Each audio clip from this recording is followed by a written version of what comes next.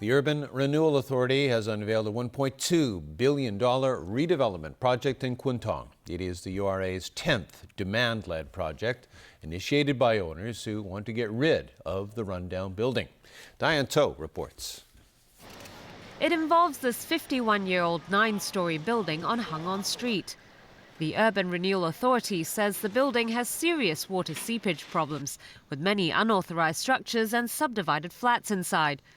Standing on a site that's 865 square meters in area, it's home to about 160 households and 11 shops. Mr. Zheng, who's lived here for 2 decades, supports a redevelopment plan. He says he's been worried about the dangers of staying here, with cracks everywhere on the inner and outer walls. The project's initiator, Ms. Wong, says it already has the support of 80% of the building's unit owners, the minimum required to launch the redevelopment. She's hoping to get more than $10,000 per square foot in compensation, just a little more than what was offered to flat owners in the Kaiming Street project in To Kwa Wan. The URA expects the $1.2 billion project to make a loss because the site involved is now almost fully developed in terms of the plot ratio, as well as due to rising construction costs. For the future development, we anticipate to have a domestic tower providing about 115 units, which is small to medium size, around 50 square meters. There will also be podium space for retail, government and community facilities. Owner-occupiers will be compensated at a value equivalent to a similar 7-year-old flat in the same area. Or they have the option of taking a flat in a new URA building in Kai Tak instead. And tenants can choose to get a special payout or be allotted public housing. Diane To, TVB News. The proposed third runway at Hong Kong International Airport has cleared another major hurdle. The Director of Environmental Protection today issued a work permit for the project. The Airport Authority welcomed the move. Chief Executive Officer Fred Lam said this will help raise Hong Kong's competitiveness in the long run and reinforce the city's position as a pioneering air transport hub. The Airport Authority is making cost estimates and financial arrangements, and the next step will be to submit a proposal to the government. It'll also develop a marine park, as proposed in the Environmental Impact Assessment Report, as well as set up and fund a marine ecological conservation plan, in particular to protect Chinese white dolphins. Financial Secretary John Tsang today testified in court in a case in which he was hit by an egg thrown by a protester at a community forum last year.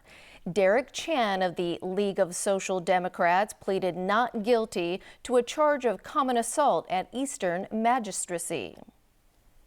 There was a minor delay in the proceedings this morning as the Financial Secretary forgot his ID card for court procedures.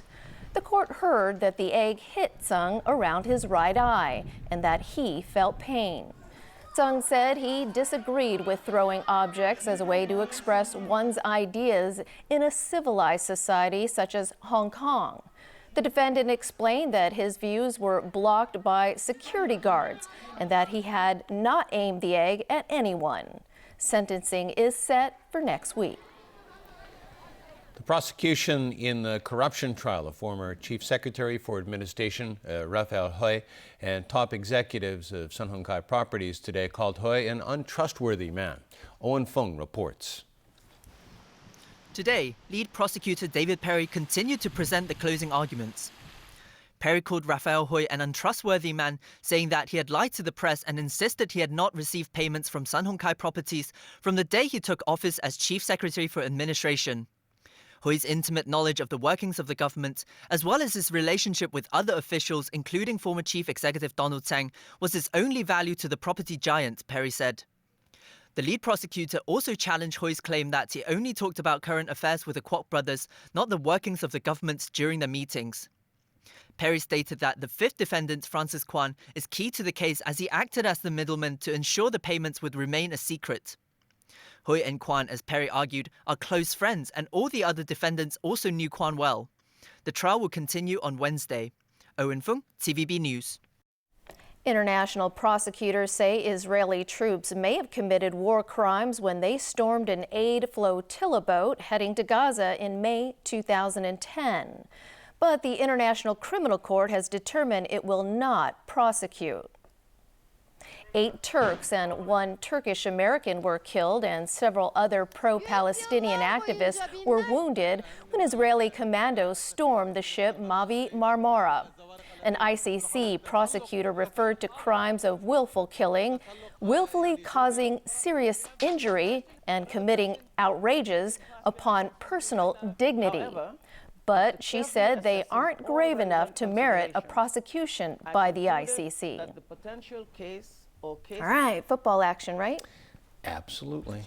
2 English teams are on the verge of advancing in the Europa League after posting wins in their latest group matches. Alan Booknia has the results.